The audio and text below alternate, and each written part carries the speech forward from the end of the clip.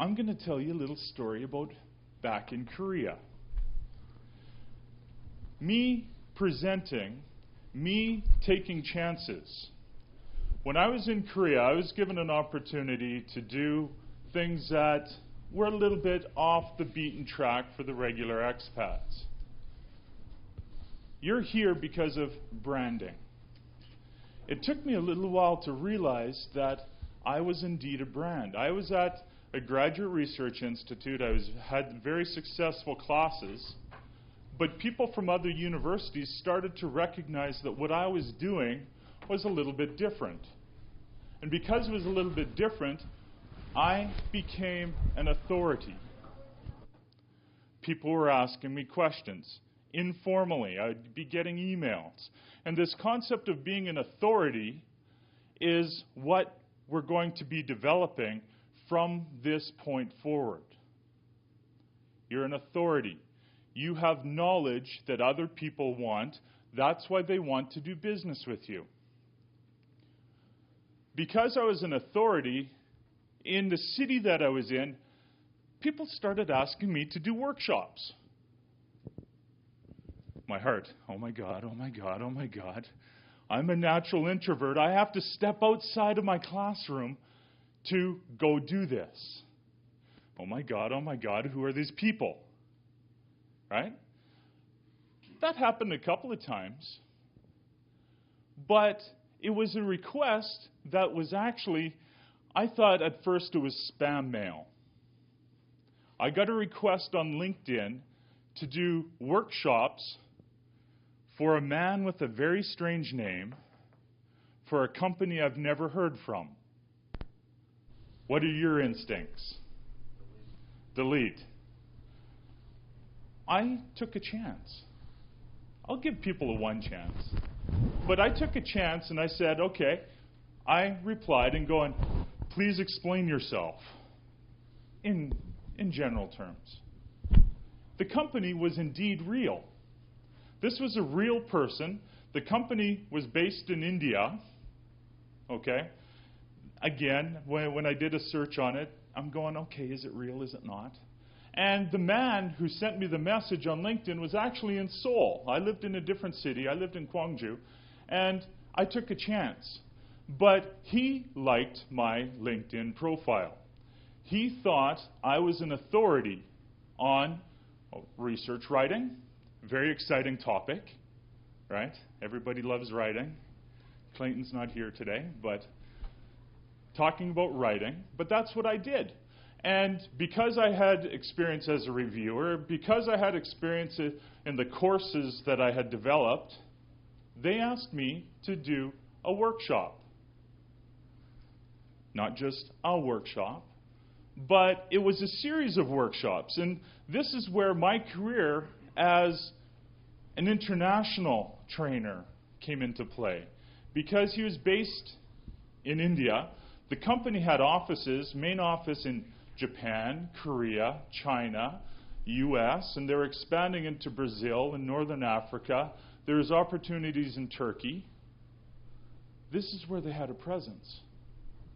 But taking a chance, understanding that I'm an authority in this area, gave me confidence to step out of my little box.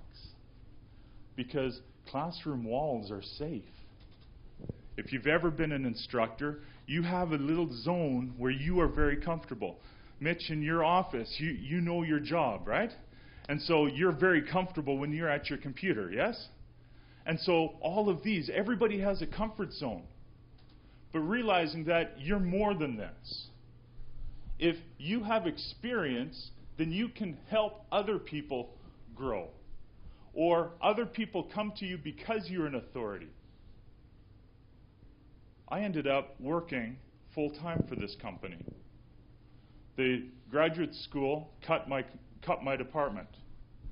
And when they cut my department, I'm going, okay, what's next? My wife, she wasn't concerned. Because when I was working for this company, something very interesting happened. The salary for a one-day workshop was almost the same as just about 1 month's salary at my university. Okay? When the university cut my job, I'm going, okay, if I now have time to do 2 workshops in a month, I'm making more than I was working full time. And I have free time to do other things. All right? And so becoming an authority, stepping outside of your comfort, then you have opportunities to grow. This is what we're doing today. Part of your activities today, everybody knows, you're getting a video done. Why? So that you can show that you're an authority. People can look at you and see what you are, who you are. More importantly, why you are. Are you ready? Yep. High five, I'm ready. All right, Wael, thank you. Are you ready? Yes, I'm ready. All right, Wael. Yeah. Thank you, John. Good job. Okay, everybody, Wael. So, welcome to the second day of our event, and we'll start with winning quotes as well. John, so I had my winning quote. Oh, winning cards. Yeah. So, distribute them. Okay. So it's good to start first with a motivational quote, motive, and inspiration, something to give us into the high mode, and to make the learning toward the direction. Anybody has a question about yesterday? There are a few requests which we will do it of one-on-one, and we will do them through the day. I also, reminder from the guys outside there, is we do have our VIP upgrade. If you guys are really would like to support us and interested, and sign up to upgrade for VIP, it will help your brand in the way we will be looking for during the video time. So at that time, we just take 10 seconds to read your own quote and think about it. What does it mean to you?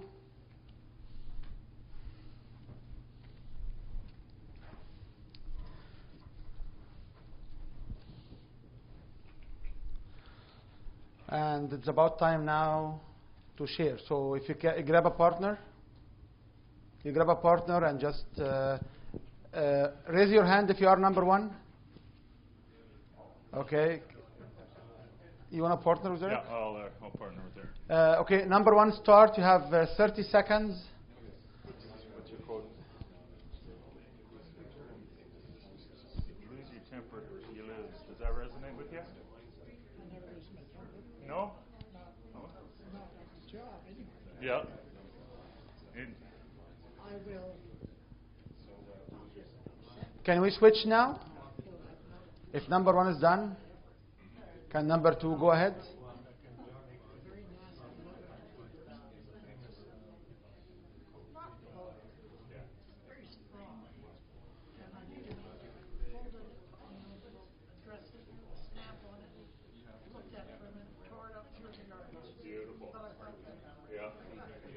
Okay, if you are done, give high five to your partner and say, I enjoy my winning quote.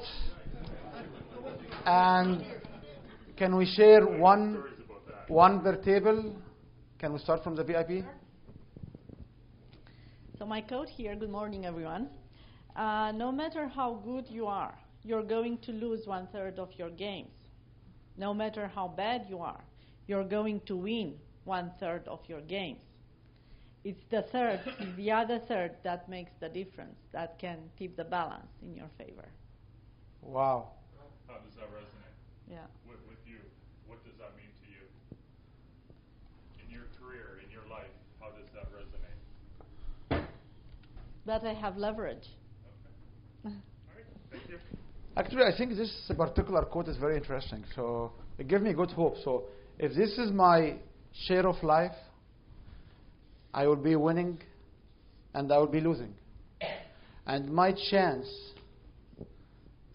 is only to convert this third, either dab or drive it strongly to be the winning. It's really interesting to see who wrote this quote. Who? Then it really makes sense. Tommy Lasorda. That's right. Wow. Wow. Baseball, Yeah. the game that you can lose, the batting, a good batter has a 300 average, right? Yeah. So that means you lose 70% of the times that you're at the plate. Oh, excellent. Do I get another one from the VIP table, please? Alrighty, it says, winning and losing is not an external game. It is an internal battle over telling yourself the truth versus lies regarding why you haven't stepped into the life you've dreamed of. This one resonated with me about the fallacy of buying into your limiting beliefs and how damaging that can be there. Yes. Yes, I love this quote because it's always it's a mindset, and you'll be surprised about my quote because we resonate. You like it? Can we get from the preferred table? Don't be shy. You'll be in stand of a video camera. I know still is private. You can delete the video, but you have the challenge. Okay, I like this one. I don't understand it fully, but it says one should always play fairly when one has the winning cards. Not sure on that one. John, do you want to take this one? If you know that you're going to win, why would you make people angry? You want If to I crush. guarantee, Says the man who likes to play to live, right? if I guarantee No my winning, competition there, right? this is to me. If I guarantee my winning, Yeah. if I know I will be the winner, I don't need to cheat. I don't need to demolish. I don't need to push people away. I don't need to be the bad guy. This is what this means. I have to keep the game fair. The only issue I have with this particular quote is the same issue I have with all these different beliefs and different. I'm going off script now. Yeah. But, different beliefs and different universe. When you are good, you are winning, you are moving ahead. The surrounding of you are not the same mindset. And this is where the danger is. So you'll be vulnerable, exposed to others who don't carry the same ethics level of you. And this is my fundamental disagreement on this all of law of attraction. Because if I can attract stuff and the surrounding me attract, which is the same fallacy that we only live in a space where everybody the same mindset. Okay? But I have this one. But maybe there is a lesson to be learned. Okay, what is the lesson? I don't know. Maybe that's the lesson. There is a lesson to be learned. So even if we're good, but bad stuff happens to us, that doesn't have to make us to be bad.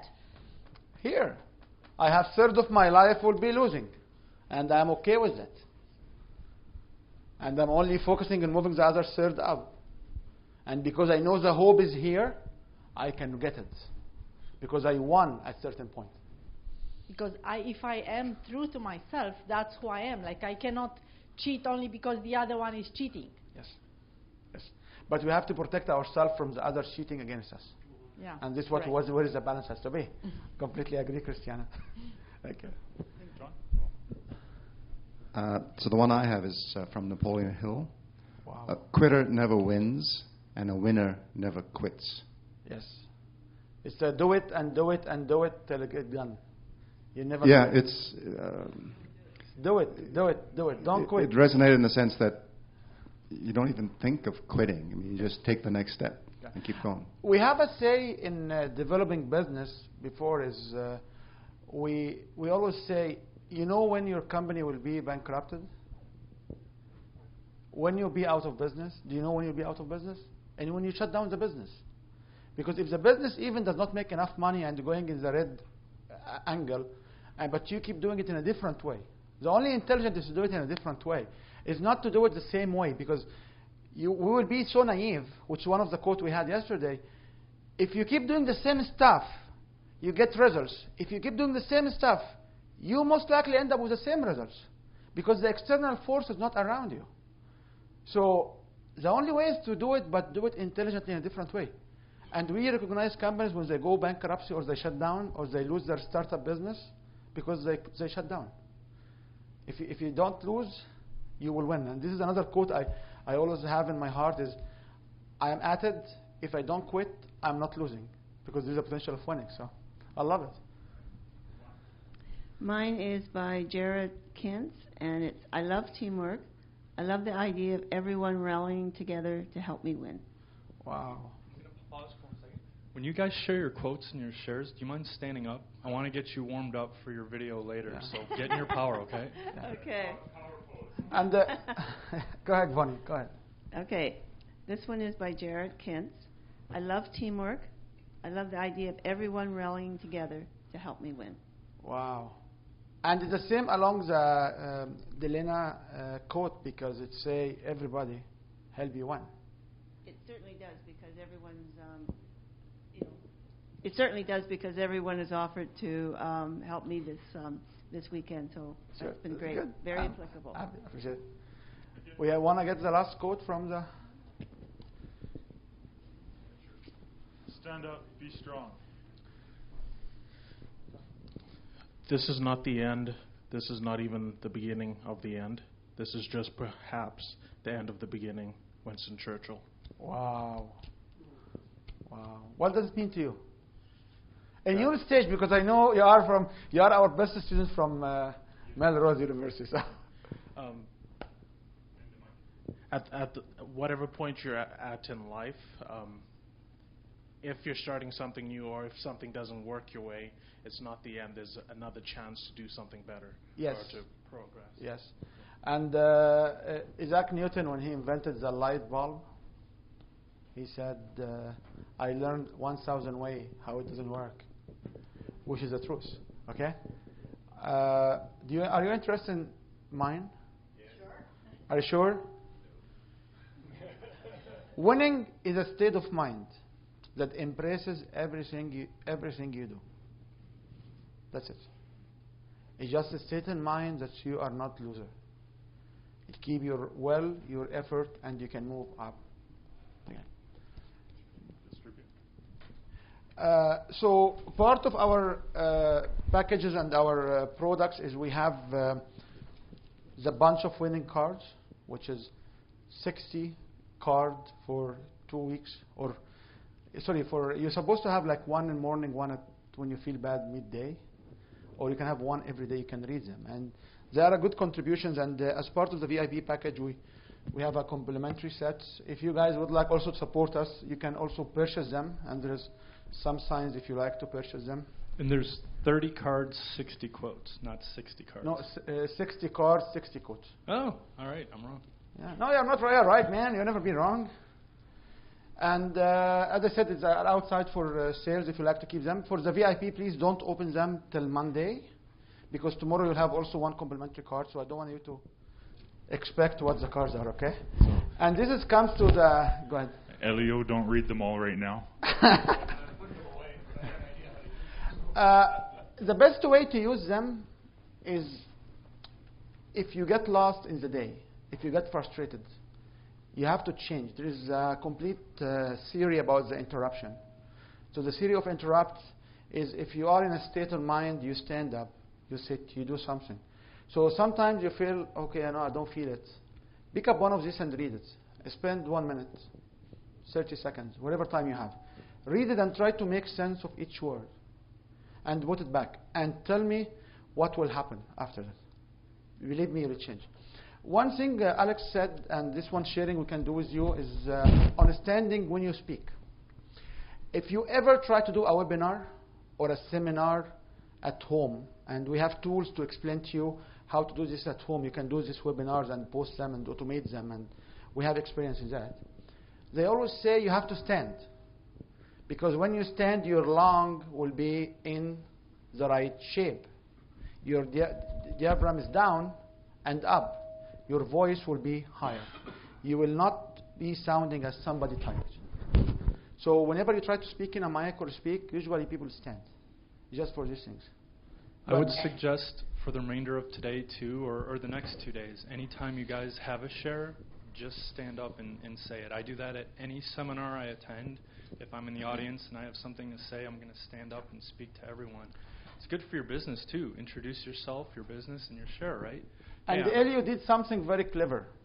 When Elio, he's very trained. He's a business coach, guys, okay? Elio wants to give his first talk. What he did? He stand up, he walked to here to face everybody. We as a presenter sometimes we want to talk and we talk from your back because we want to drive more in your brain. But it's very interesting. So whenever you are in a networking event or a function and you try to address individuals, if you come in front of the crowd, it's just 4 steps. You have your presence. You do 2 things. You spend 3 seconds or 5 seconds. People will be mentally driven to listen to you. And also when you face them and make eye contact and you look at them, people most likely will remember you. When people look at you, they remember you, and what do you become? What's the word I used from the stage? Authority, right?